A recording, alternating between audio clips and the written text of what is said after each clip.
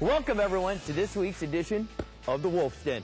Lots of stuff to talk about this week. It is already week 15, the playoffs rapidly approaching. We're going to talk all kinds of playoff scenarios. We're going to preview the game of the week. Philadelphia visits Dallas for the rematch. We are also going to go to AFL Rewind. We're going to talk about some past conference championship games from the 2005 season, and then we're going to talk a little NBA playoffs. The NBA Finals are upon us. The Celtics and the Lakers, who do you like? And then we'll end this episode with a preview of the Los Angeles at Utah game. All right, let's start talking rematch. Back in Week 9, Dallas came to Philadelphia, and Philadelphia put it on the Desperados 57-28. Since then, the teams have gone in slightly different directions. Dallas is now 11-2, and they are atop the Eastern Division. Philadelphia has lost 3 of their last 4 games. They are coming off the bye week, and a lot of key guys for them should be healthy for Saturday night's game in Big D.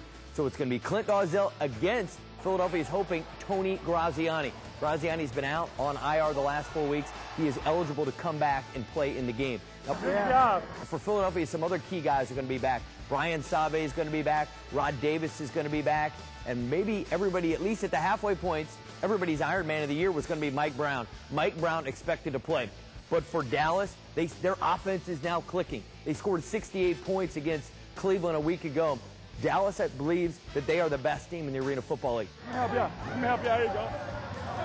Philadelphia clearly thinks they are the best team in the Arena Football League. You got Will McClay, the head coach for Dallas, Brett Muncy, the head coach for Philadelphia, 2 great young coaches, and this is really a battle to see who's going to be the #1 seed in the Eastern Conference.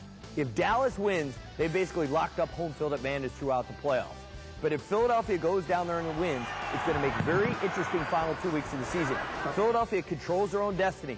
If they beat Dallas, Cleveland, and New York, Philadelphia will be the #1 seed. So much at stake in this game. Got all kinds of stars. Will Pettis, well, I think is maybe the best all-around player in the Arena Football League. You've got Chris Jackson for Philadelphia. So many exciting stars. You do not want to miss this one Saturday night in Dallas. Let's talk about some other playoff scenarios. Chicago this week can lock up the #1 seed in the American Conference. I think everyone believes right now they are the best team in that conference. San Jose can wrap up the Western Division with a loss by the Arizona Rattlers, but keep your eye on the Rattlers. This is a team that guaranteed their season ticket holders they would make the playoffs, and they have more than delivered, clinching with still 3 weeks to go in the season. And then get this, everybody, I can't believe this, Utah. That's right, Utah, who started out the first half of the season without a win, has a chance to clinch a playoff berth. They need a little bit of help, but a chance for the Utah Blaze and their head coach, Danny White. They have turned this thing around, and they may end up going to the playoffs as one of the hottest teams in the American Conference. Now, on the National Conference side, we've told you, Dallas and Philadelphia are already locked in. They are for sure go. Georgia, on the other hand, can clinch a spot this week, but they still need some help. But Georgia looks like they're going to be a playoff team, but by no means are they close to clinching the Southern Division, because New Orleans is still hot on their tail, and so is Orlando. And watch out for Tampa. They're 6-7. They win their last 3 games. Who knows? 9-7 might win the very competitive Southern Division. It is time for AFL Rewind, and we're going to go back to 2 classic conference championship games from the 2005 season. Now, on June 4th of 2005, it was a battle between Georgia and Orlando. It was such a physical contest, and we actually got a new rule because of that game. Doug Plank encouraged his defensive backs to hold or interfere, do whatever they could at the end of the game to keep Orlando from scoring.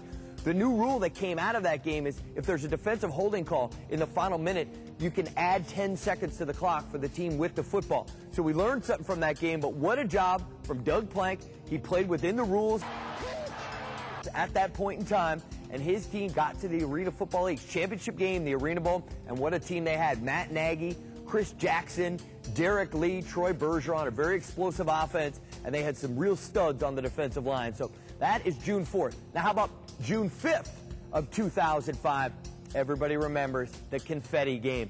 2 best friends, Colorado head coach Mike Daly going up against his best friend, Mike Hohensee of the Chicago Rush.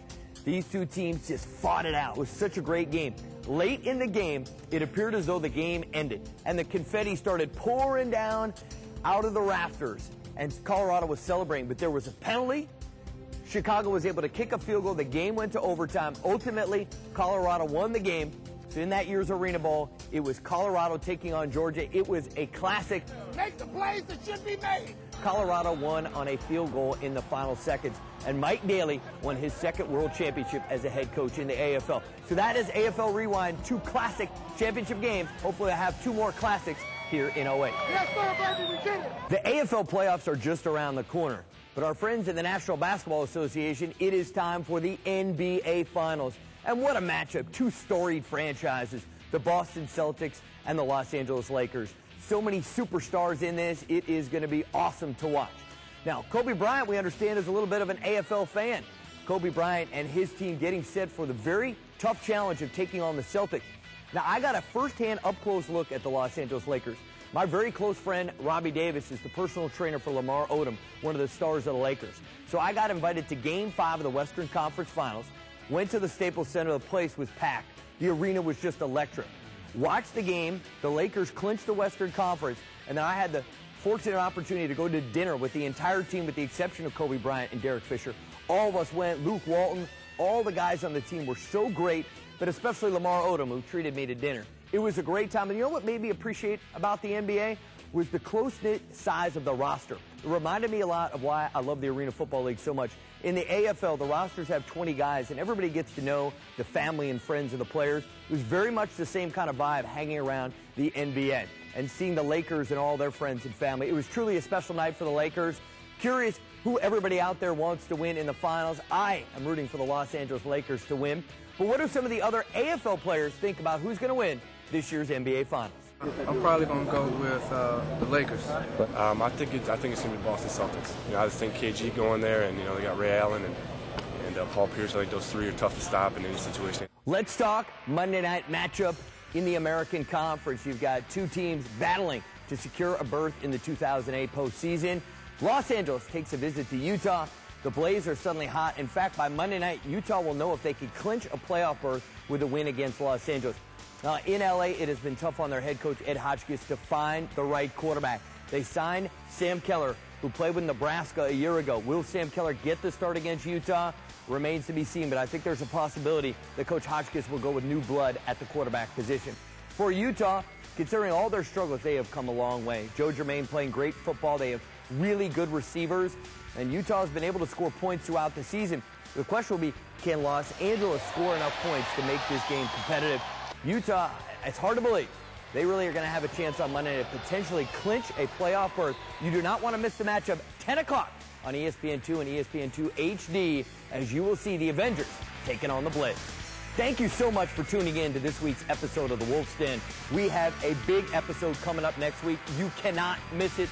We are going to celebrate the career of Barry Wagner. I think the greatest Ironman in the history of the Arena Football League. He was the Ironman of the Year 6 straight years. Something that will never, ever happen again in the history of the Arena Football League.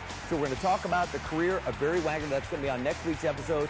We hope everybody enjoys the Week 15 action. I'm Ari Wolfe saying so long. Take care, everybody.